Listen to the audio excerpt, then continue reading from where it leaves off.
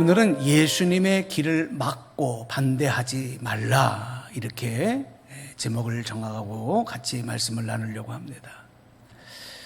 우리 교회와 그리스도인들은 어떤 상황에서도 또 어떤 시대가 펼쳐진다 할지라도 오직 한 분 예수님만 바라보고 예수님만 따라가야 합니다. 그냥 따라가는 것이 아니라 자기를 부인하고 자기 십자가를 지고 예수님만 따라가야 합니다. 그것이 오늘 예수님이 강조하신, 그리고 성경에 기록된 하나님의 말씀입니다. 오늘 본문에 마태복음 16장 24절 말씀을 다시 한번 읽어드리겠습니다. 여러분 말씀 보시겠습니다. 이에 예수께서 제자들에게 이르시되 누구든지 나를 따라오려거든 자기를 부인하고 자기 십자가를 지고 나를 따를 것이니라. 아멘. 내가 가고 싶은 길을 내 마음대로 가지 못할 때, 그때도 참 힘들고 어렵습니다. 그런데 무겁고 고통스러운 십자가를 지고 내 길이 아닌 예수님의 길을, 예수님이 가신 길을 따라간다고 하는 것은 더 어렵고 힘든 일입니다. 결코 쉽지가 않습니다. 그런데 신앙생활은, 예수님을 따라가는 것은 자기 십자가를 지고 나를 따르라, 이 주님 명령을 우리가 순종하며 따라가는 것이거든요. 예수님을 따라가는 길은 세상에서 영광을 누리고 인정을 받고 지지를 받고 박수를 받는 일보다는 오히려 수치와 배격과 반대와 조롱받는 일들이 더 많이 일어날 수 있습니다. 또 억울한 일을 당하고 피해를 감수하고 눈물을 삼켜야 하는 일이 많기 때문에, 그래서 예수님께서는 주님을 따라가는 그 길을 좁은 길로 가는 것이다, 그 길이 바로 좁은 길이라고 말씀하셨어요. 예수님은 이렇게 말씀만 하신 것이 아니라 예수님이 친히 그 좁은 길을, 십자가를 지시고 걸어가셨고, 또 우리의 믿음의 선조들 중에서 수많은 순교자들과 또 거룩한 선교들이 자기 십자가를 지고 그 좁은 길을 갔습니다.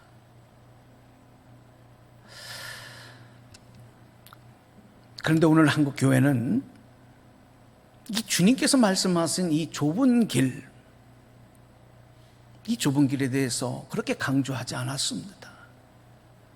오히려 넓고 화려하고 평안하고 더 빨리 성공을 향해서 갈 수 있는 길만 강조했습니다. 또 우리 그리스도인들은 주님이 걸어가신 그 길이 아닌 더 넓고 더 화려하고 더 편안하고 더 성공하는 그 길로만 앞다투어 달려가려고 했고, 그 넓은 길로 가서 성공하고 잘 되는 것만이 자랑할 일이요, 부러워할 일이요, 또 그것이 하나님의 축복이요 하나님의 은혜라고만 생각했습니다. 그러다 보니까 좁은 길, 그리고 주님께서 지고 가셨던 그 십자가, 그리고 우리가 지고 가야 할 십자가, 이것은 우리 관심 밖으로 멀어지고 말았어요. 어쩌면 이런 모습이 오늘 우리의 본 모습이 아닌가 하는 생각을 해보게 됩니다. 오늘 본문 말씀을 보시면 진짜 예수님께서 원하시고 당부하신 예수님을 따라가는 그 모습은 어떤 것인가? 오늘 본문을 통해서 우리가 다시 한번 깨닫고 또 결단할 수 있게 하시는 말씀이다. 그래서 오늘 본문을 통해서 함께 여러분과 은혜를 나누고 있습니다. 우리가 잘 아는 대로 예수님의 제자 중에서 베드로는 다른 제자들보다도 특별히 예수님께 인정받는, 때로는 예수님을 감동시키기도 했던 수제자였습니다. 그는 항상 자신의 목숨을 예수님에게 내놓고 칼을 차고 다니면서 예수님을 지키려고 했고, 또 때로는 예수님을 기쁘시게 하기 위해서 물불을 가리지 않고 예수님이 물에서, 배에서 물로 뛰어내리라 하면 뛰어내리고, 이런 저돌적인 믿음을 가지고 예수님을 따라갔던 제자였습니다. 오늘 본문 앞에 기록된 말씀들을 보면 그런 베드로의 예수님을 향한 위대한 신앙 고백이 기록이 되고 있어요. 예수님께서 제자들을 데리시고 가이사랴 빌립보라고 하는 지방으로 가셨습니다. 그리고 그곳에서 제자들에게 사람들이 나를 누구라고 하느냐 이렇게 물으셨어요. 여러분, 그런데 예수님께서 이렇게 물으셨던 이유가 뭘까요? 그 예수님의 진실된 그 속마음이 무엇이었을까?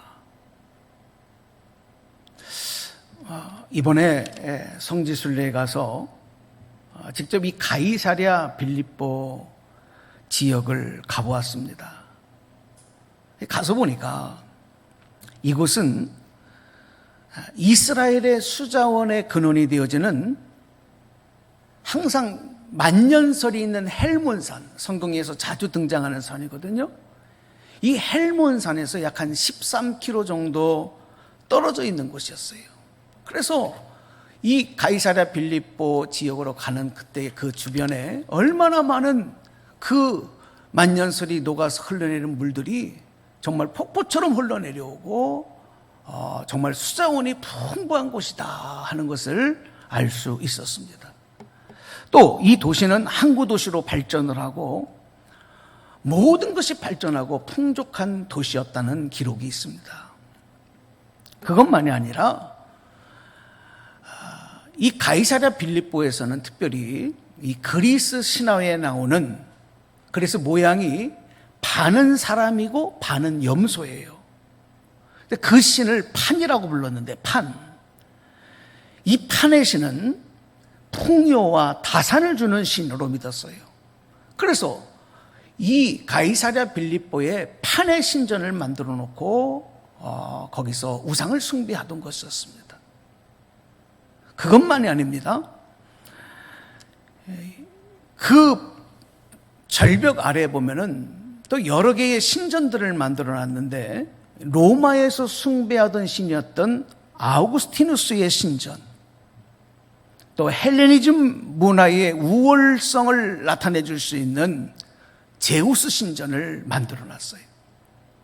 그리고 복수의 신인 네메시우스의 신전을 하얀 고급스러운 대리석으로 아주 웅장하게 만들어 놓고, 이 가이사랴 빌립보는, 이 도시에 살던 사람들은 바로 이런 우상들을 숭배하는 삶을 살았던 것입니다.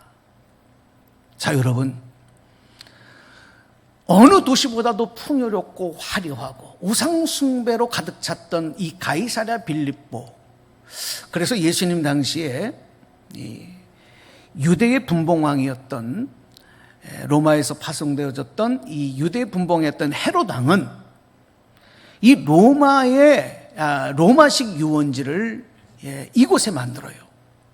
그래서 로마 황제에게 바친다고 하는 그 의미로 그 도시의 이름을 가이사랴 이렇게 이름까지 바꿉니다. 그리고 헤롯이 죽고 난 다음에는 그 아들 빌립이 또 지중해에 유럽에 이 가이사라는 도시가 있다 보니까 그것과 구별하기 위해서 또 자신이 다스리는 지역의 수도로 삼기 위해서 이것을 가이사랴 빌립보라 이렇게 이름 지은 곳입니다. 이런 역사적인 배경이 이 도시에 있어요. 근데 예수님께서 그곳에 제자들을 데리고 가셔서 그 화려함과 그 웅장함과 우상숭배로 가득한 이 도시에서 제자들에게 그것들을 보게 하시면서 물으시는 겁니다. 사람들이 나를 누구라고 하느냐? 이렇게 질문하실 때 분명한 이유가 있지 않겠습니까? 그러니까 세상에서 화려하고 웅장하게 눈으로 보고 귀로 듣는 것에 좌우되지 말고 너희들은 진짜 내가 누구인지를 분명히 알고 믿어야 한다. 그것을 그들이 제대로 알고 있는지를 점검하게 하시고 또 그것을 강조하시기 위해서 이렇게 질문하셨던 거예요. 그때 베드로가 뭐라고 고백을 합니까? 주는 그리스도시요 살아계신 하나님의 아들이십니다. 주는 그리스도시요 살아계신 하나님의 아들이십니다 라고 하는 위대한 신앙 고백을 하게 했고, 예수님은 바로 그 베드로의 고백 위에, 그 반석 위에 내가 교회를 세울 것이고 음부의 권세가 이기지 못하리라 하는 말씀까지 해주셨어요. 우리 예수님께서 기대하시는 것, 진짜 하나님의 아들이시고 십자가를 지시고 고난의 좁은 길을 통해서 우리를 구원하실 예수님을 믿고 고백하고 세상의 그 어떤 것에 좌우로 흔들리지 아니하고 오직 예수님 바라보고 예수님 따라가기를 당부하시는 내용이 바로 이 질문과 또 베드로를 칭찬하시고 그를 축복하신 내용 속에서 우리가 알 수 있는 내용인 것입니다.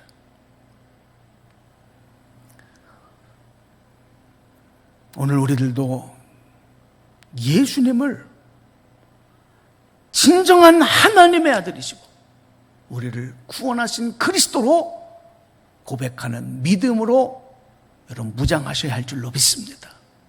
그 믿음이 오늘 여러분 가운데 함께 하시기를 축원합니다.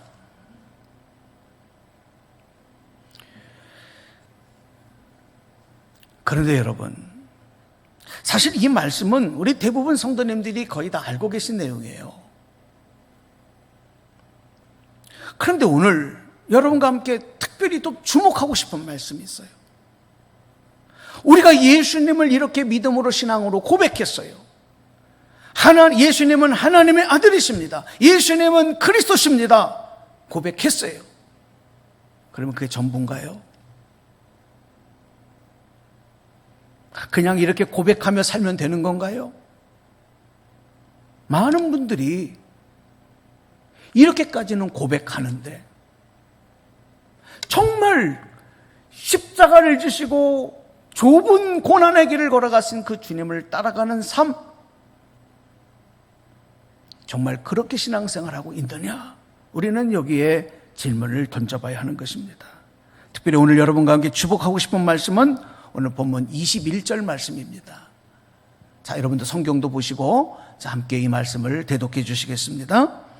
이때로부터 예수 그리스도께서 자기가 예루살렘에 올라가 장로들과 대제사장들과 서기관들에게 많은 고난을 받고 죽임을 당하고 제3일에 살아나야 할 것을 제자들에게 비로소 나타내시니.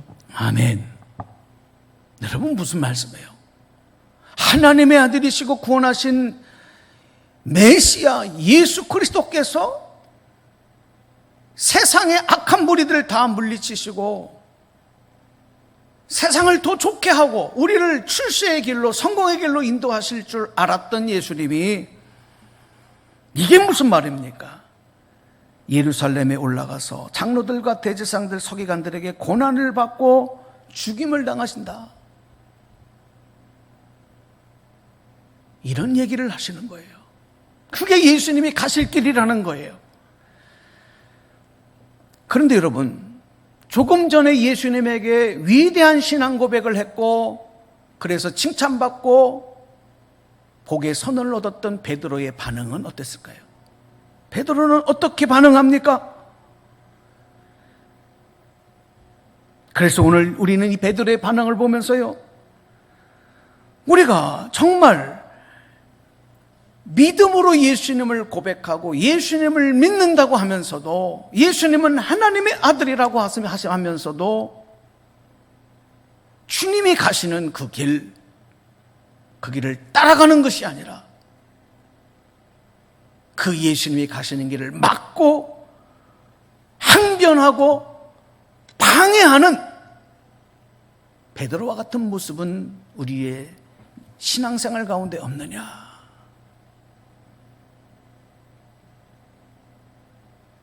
여러분 어떻습니까? 베드로는 예수님의 뜻, 예수님이 가시는 그 길 반대했습니다. 항변했습니다. 오늘 22절의 말씀을 보실까요? 자, 성경 보시겠습니다. 말씀 읽어주십니다. 베드로가 예수를 붙들고 항변하여 이르되 주여 그리 마옵소서, 이 일이 결코 주께 미치지 아니하리이다. 아멘. 저는요, 이 말씀을 묵상하면서 오늘 많은 교회와 또 목회자들과 성도들이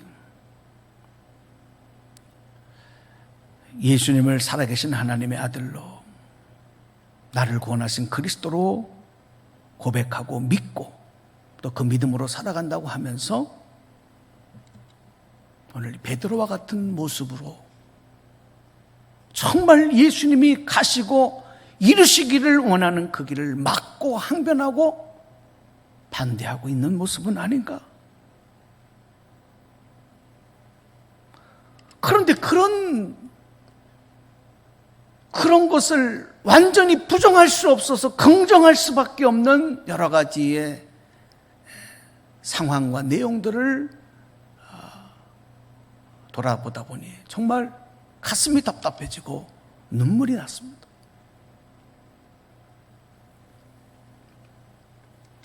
믿음이 있다고 하는 사람이, 칭찬받는 신앙생활을 하는 사람이 오히려 예수님이 가시는 좁은 길, 예수님이 가시는 그 십자가의 길, 예수님이 이루시려고 하는 그 구원의 길을 막고 항변하고 반대하고 있다. 교회 안에서 나는 직분도 있고 믿음도 좋고 열심도 있고, 그런데 그 믿음을 가지고 내가 행하는 것은 예수님의 그 좁은 길, 교회가 가야 할 좁은 길, 예수님이 지고 가신 십자가, 우리가 지고 가야 할 십자가를 막고 반대하는 일이라고 한다면 이것이야말로 충격적이고 소름 끼치는 일이 아니겠느냐?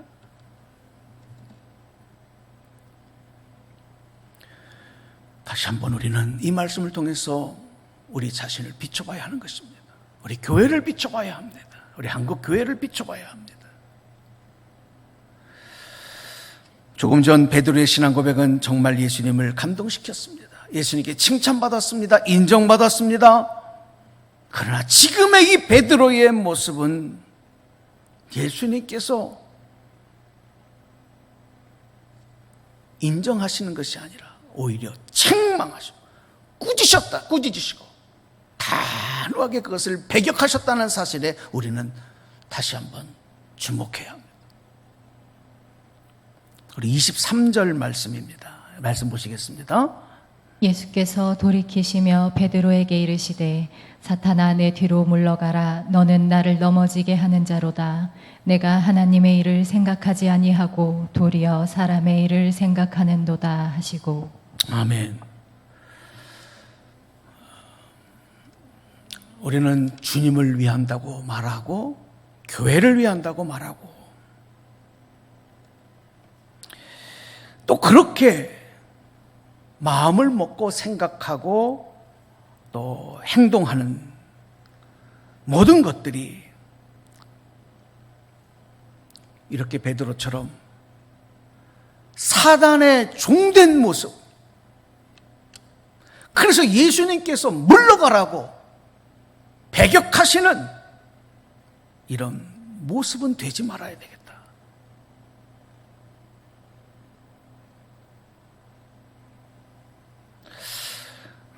우리가 스스로 나로 인해서 주님을 넘어뜨리려고 하고 교회를 넘어뜨리려고 하고 하나님의 영광을 가리는 일이 없었느냐? 믿음이라는 이름을 앞세워서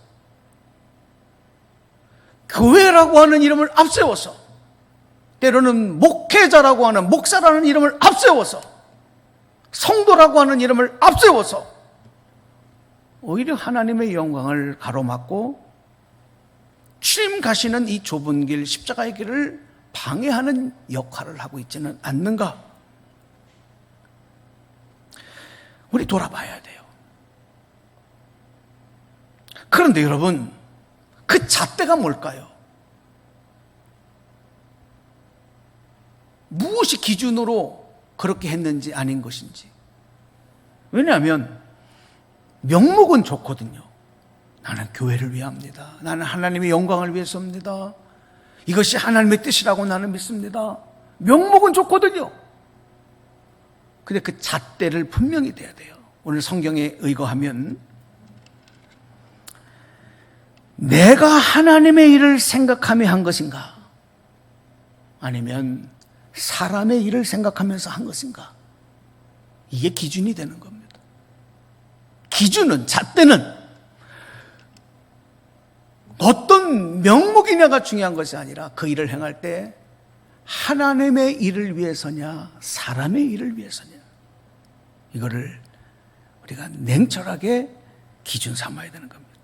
아무리 명목이 좋고 진심을 담았고 선의를 가지고 행한다 하더라도 하나님의 일을 생각하지 않고 사람의 일을 가지고 행하게 되면 베드로처럼 주님의 십자가의 길, 구원의 길, 그 길을 방해하는, 그래서 주님의 몸된 교회를, 주님의 구원의 하나님 나라가 이 땅에 이루어지는 일을 방해하는, 막아서는, 회방하는 악한 사단의 개수가 된다는 사실.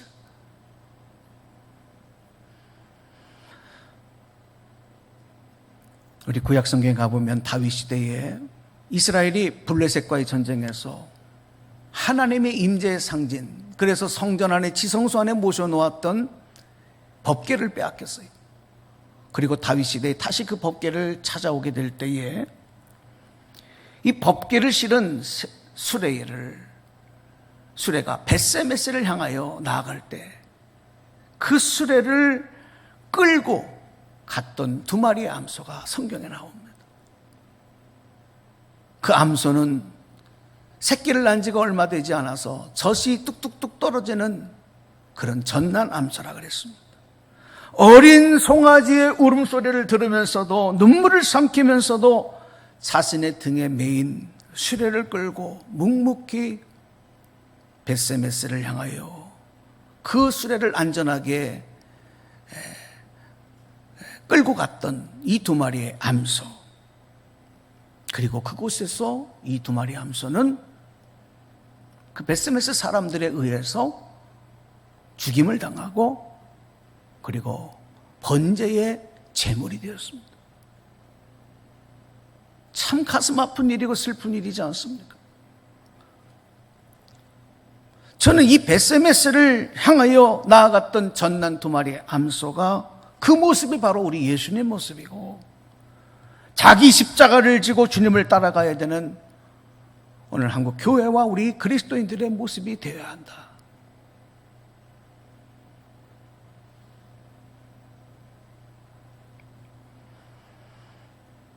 그런데 참 오늘 우리가 처한 실상은 개인적으로 신앙생활을 해나가는 일, 또 우리가 일상의 삶을 살아가는 일, 여러 가지 일에서 참 어렵고 힘든 일들이 많아요.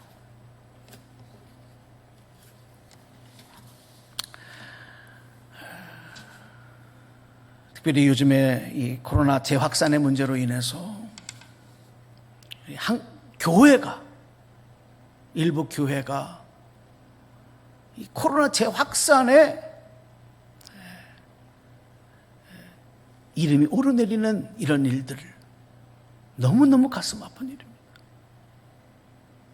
그동안 우리 한국 교회는, 그리고 모든 목회자와 성도들은 정말 모범적으로 코로나19 방역에 앞장을 섰고 묵묵히 정부와 방역당국의 무리한 요청에도 십자가를 지는 심정을 가지고 협조하고 따라갔습니다. 그런데 오히려 오늘 현실은 한국 기독교 130년 역사에 처음으로 교회가 대면 예배 금지 조치라고 하는 이런 사항이 교회에 전달이 되어졌고, 우리가 주님의 전에 모여서 예배드리는 일을 하지 못하는 이런 상황까지 이르게 되었습니다. 이 일로 인해서 많은 분들이 참 억울해하고 또 항변하고 있습니다. 답답해하고 있습니다. 근데 저는 그런 생각을 해요. 말씀을 묵상하다 보니까 교회가 억울하고 피해를 입고 불합리하고 형평성 없는 여러 가지의 그런 처우를 받고 있음에도 불구하고 오늘 이 어려운 시국에 우리는 이웃을 생각하고 사회를 생각하는 교회의 사명을 생각할 때 이렇게 비협조적인 모습, 그런 목소리를 내는 것보다는 교회가 지금까지 묵묵히 감당해왔던 모습에서 오히려 한 발짝 더 나가서 오히려 교회가 그 어떤 사회 공동체보다도 선제적으로 자발적인 협조를 통해서 이 강화된 사회적 거리두기의 방역 지침을 지켜나가는 모습을 보여주는 것. 정말 이것이 교회의 성숙한 모습이 아니겠느냐. 이것이 정말 성경적인 것 아니겠는가, 그런 생각을 해보게 되었습니다. 하지만 이 어려운 때가 다 지나가고 나면 우리는 반드시 교회가 겪었던 또 이렇게 차별적으로 대우를 받았던 내용에 대해서는 우리 정부 당국과 또 언론의 이 악의적인 보도 행태에 대해서는 우리 한국교회가 한 목소리로 엄중하고 더 큰 소리로 우리가 외쳐야 될 그런 내용들도 분명히 있을 것입니다.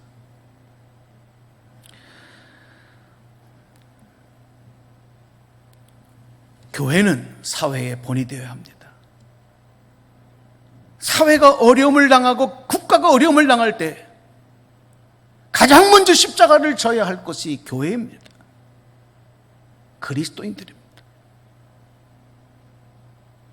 그런데 교회가 그 십자가를 거부하고 억울함과 피해를 감수하지 못합니다. 오히려 세상의 다른 그 어떤 공동체보다도 더 어리석은 모습으로 행동함으로 인해서 오히려 예수님의 얼굴에 먹칠을 하고 한국 교회의 이름에 손상을 입히고 정말 주님 말씀 붙잡고 눈물로 기도하는 목회자들의 그 위상이 땅에 떨어지게 만들고, 여러분, 이런 모습이야말로 참으로 안타깝고 비통한 모습이다, 이런 생각을 하게 되는 것입니다. 저는 오늘 이 말씀을 여러분과 함께 나누면서 여러분, 정말 오늘 우리들의 삶의 현장에서 또 여러분의 믿음의 여정 가운데 내가 지고 가야 할 십자가, 그거 회피하지 마시기 바랍니다. 특히 믿음이라는 것을 앞세워서 주님이 가신 좁은 길, 십자가의 길에 항변하고 반대하고 막아서는 이런 온전치 못한 믿음이 아니라 사람의 일을 하나님의 일보다 앞세움으로, 그래서 사단의 종된 괴수의 모습이 되어지는 것이 아니라 오늘 우리들도 주님처럼 때로는 억울해도, 때로는 답답해도 베스메스를 향하여 나가는 암소처럼 눈물을 머금고 우리는 주님이 지고 가셨던 그 십자가를 지고 주님 따라가야 자기 등에 메어진 그 수레를 묵묵히 끌며 사명의 길을 향하여 가야 되는 것입니다. 그 믿음이, 그 모습이 쉽지 않습니다. 오늘 결론으로 말씀드립니다. 아무리 힘들고 어려워도 그것을 하나님의 일로 생각하면 감당할 수 있습니다. 감당할 수 있습니다. 왠지 아십니까? 성령께서 감당할 수 있는 힘을 주시기 때문입니다. 그러나 그것을 사람의 일로 생각을 하면 하루빨리 벗어버리고 싶죠. 자신의 생각과 자기의 마음을 주장하고 나가 싸우고 싶죠. 대적하고 싶죠. 항변하고 싶죠. 그래서 우리가 감당해야 할 것은 하나님의 일로 생각하며, 하나님의 일을 생각하며 오늘 우리에게 주셨던, 주님이 걸어가셨던 그 좁은 길, 그 십자가의 길, 그리고 주님만 바라보고 따라가는 오늘 믿음의 여정을 우리는 계속해야 합니다. 하나님이 하실 것입니다. 하나님이 인정하실 것입니다. 오늘 여러분 힘들고 어려운 여러분의 모든 삶 위에 성령께서 도우시는 역사 있기를 원하고, 오직 예수님만 따라가시고 여러분에게 메어진, 또 오늘 우리 교회에 메어진 십자가를 묵묵히 지고 달려나가는 우리 모두가 되기를 주님의 이름으로 축복합니다. 축원합니다.